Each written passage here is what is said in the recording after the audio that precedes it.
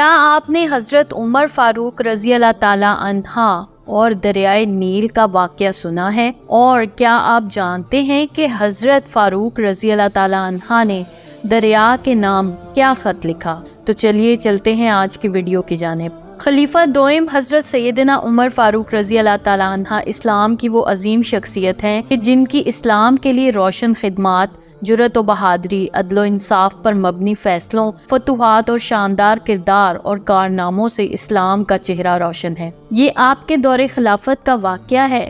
قدیم مصری لوگوں میں ایک عجیب رسم تھی، وہ دریائے نیل کو اپنا دیوتا تصور کرتے اور یہ عقیدہ رکھتے کہ یہ دیوتا بھی انسانی قربانی کے بغیر خوش نہیں ہوگا اور پانی نہیں دے گا۔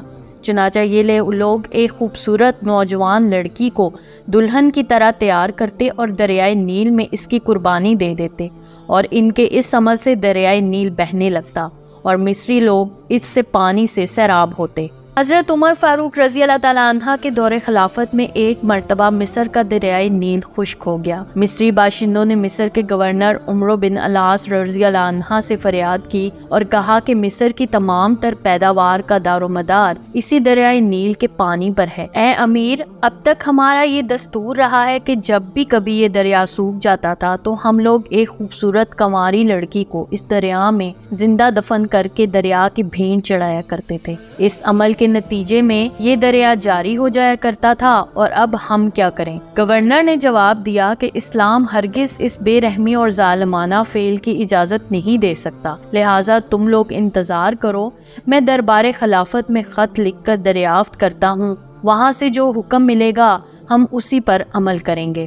چنانچہ ایک قاصد گورنر کا خط لے کر مدینہ منورہ دربار خلافت میں حاضر ہوا۔ امیر المؤمنین نے گورنر کا خط پڑھ کر دریائے نیل کے نام ایک خط تحریر فرمایا، جس کا مضمون یہ تھا: اے دریائے نیل، اگر تو خود بخود جاری ہو جایا کرتا تھا تو ہم کو تیری کوئی ضرورت نہیں، اور اگر تو اللہ تعالیٰ کے حکم سے جاری ہوتا تھا تو پھر اللہ تعالیٰ کے حکم سے اب بھی پہلے کی طرح جاری ہو جا۔ حضرت عمر رضی اللہ تعالیٰ عنہ نے اس خط کو قاصد کے حوالے فرمایا اور حکم دیا کہ میرے اس خط کو دریائے نیل میں دفن کر دیا جائے۔ چنانچہ آپ کے فرمان کے مطابق گورنر مصر نے اس خط کو دریائے نیل کی خشک ریت میں دفن کر دیا۔ اللہ تعالیٰ کی شان کہ جیسے ہی امیر المؤمنین کا خط دریا میں دفن کیا گیا، فوراً ہی دریا جاری ہو گیا اور اس کے بعد پھر کبھی بھی خشک نہیں ہوا۔ دریائے نیل 6650 کلومیٹر لمبائی کے ساتھ دنیا کا سب سے بڑا دریا ہے، اور اس کے نکاسی آب میں 11 ممالک شامل ہیں،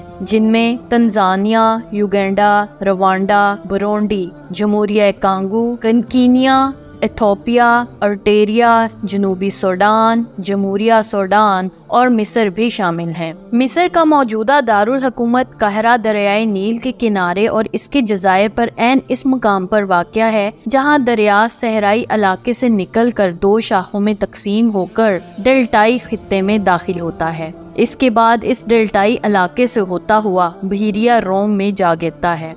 قدیم مصر کے تمام آثار قدیمہ بھی دریائے نیل کے کناروں کے ساتھ ملتے ہیں، کیونکہ 4000 سال قبل مسیح میں صحرائے اعظم کی وسعت گہری اور خشک سالی کے باعث مقامی باشندے دریائے نیل کی جانب ہجرت کر گئے، جو عظیم مصری تہذیب کا پیش خیمہ بنی۔ یہ دریائے نیل ہی خاص طور پر مصر اور سوڈان کا بنیادی آبی وسیلہ ہے۔ اس طرح کی مزید دلچسپ ویڈیوز دیکھنے کے لیے دیکھتے رہیے میرے چینل کو لائک، سبسکرائب اور شیئر ضرور کیجیے، اور ساتھ ہی ساتھ بیل آئیکن کو بھی دبا دیجیے۔ شکریہ، اللہ حافظ۔